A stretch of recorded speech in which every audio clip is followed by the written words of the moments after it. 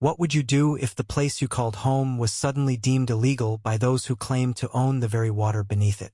My name is Elias Kane, and this is the story of how a single phone call turned my quiet life on Ranch Lake into a storm of defiance, revenge, and bitter heartbreak. It started with the houseboat. I'd built it myself, plank by plank, over 2 years. It wasn't just a boat. It was my sanctuary.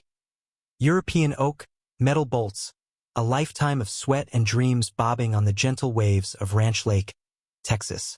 I'd moved there 3 years ago after losing my wife, Clara, to cancer.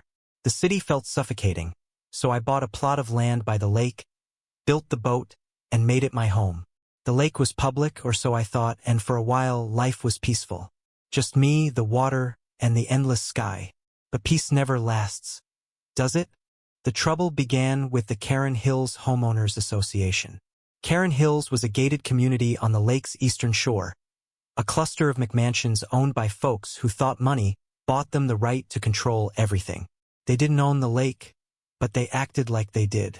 Their Marina, a gleaming hub of yachts and speedboats, dominated the waterfront, and they didn't take kindly to my scrappy, weathered houseboat floating nearby. It lowered the aesthetic, they said. I ignored their complaints at first. The lake was public, and I had every right to be there. Or so I believed. One scorching July morning, as I sipped coffee on the deck, a sheriff's boat pulled up. Deputy Harlan, a grizzled man with a permanent squint, stepped aboard. "Mr. Kane, we've had a complaint," he said, eyeing my boat like it was a junkyard relic. "The HOA says you're trespassing on their property." I laughed, thinking it was a misunderstanding. "The lake's public, Harlan." I checked the records. But he handed me a notice from the Karen Hills HOA claiming I was violating their private water rights. I had 48 hours to move or face arrest. I was stunned. Private water rights? On a public lake? I spent the day digging through county records, and that's when I found it.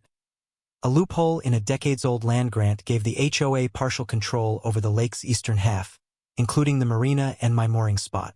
It was a legal gray area, but they had the money and lawyers to make it stick. Fury burned in my chest. This wasn't just about a boat, it was about power, control, and their smug certainty that they could crush me.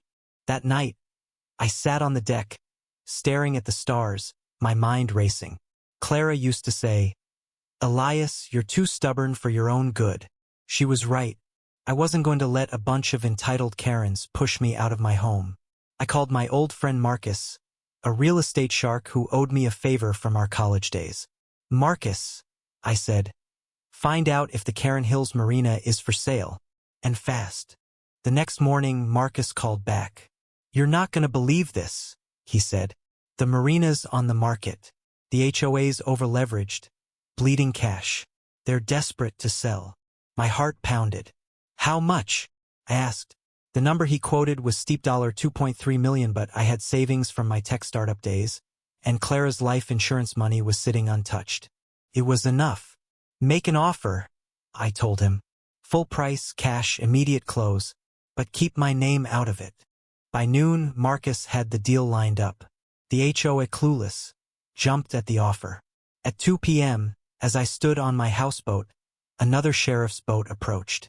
Deputy Harlan again, this time with a smug HOA board member named Cynthia Powell in tow. Her platinum blonde hair gleamed in the sun, her smile dripping with condescension.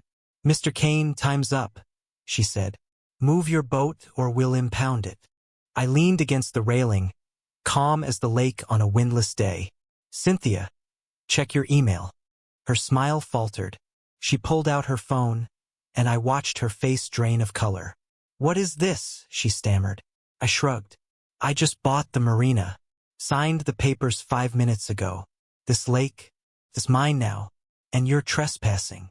Harlan's jaw dropped. Cynthia sputtered, "This is impossible. We'd never sell to you." I grinned. "You didn't. You sold to my proxy. Now get off my property." The twist came not from me, but from an unexpected ally. As Cynthia stormed off, a woman approached in a small motorboat. She was in her 60s, with gray curls and a no-nonsense air. "Elias Kane?" she asked. tying her boat to mine. I'm Dolores Finch, former HOA treasurer. They fired me for asking too many questions about their finances. She handed me a USB drive. This has everything: embezzlement records, fake invoices, the works. The HOA's been stealing from residents for years. Use it. I was floored. Dolores, a stranger, had no reason to help me. Why? I asked. She sighed, her eyes distant. I lost my husband to their greed. They jacked up fees and we couldn't afford his meds. He's gone now. Take them down, Elias. Her words hit like a punch. This wasn't just my fight, Anna Maria. It was for Clara, for Dolores, for everyone the HOA had bullied. Armed with Dolores's evidence, I hired a lawyer, Sarah Vega, a pit bull in a pantsuit. We filed a lawsuit against the HOA for fraud, extortion, and illegal lake control. The evidence was damning: bank statements, emails, forged documents. The courtroom buzzed with tension as Sarah laid it all bare. Cynthia and the board squirmed in their seats. Residents gasped, realizing they'd been fleeced. The judge, a stern woman named Judge Alvarez, didn't hesitate. The Karen Hills HOA is hereby dissolved, she ruled. The Marina and lake rights revert to Mr. Kane. I should have felt victorious, but as I walked out of the courthouse, Dolores was waiting. Her eyes were red, her hands trembling. It's not enough, she whispered. They took everything from me. I nodded, understanding her pain too well. Clara's face flashed in my mind, her smile. Her voice, gone forever. Revenge hadn't filled the void for either of us. Back on my houseboat that night, I opened a beer and stared at the lake, now mine. The marina's lights glowed in the distance, a symbol of my triumph. But it felt hollow. I'd won the lake, crushed the HOA, but Clara was still gone, and Dolores's grief mirrored my own. The water lapped against the boat, whispering a truth I couldn't escape. No amount of money or power could bring back what mattered most. ND.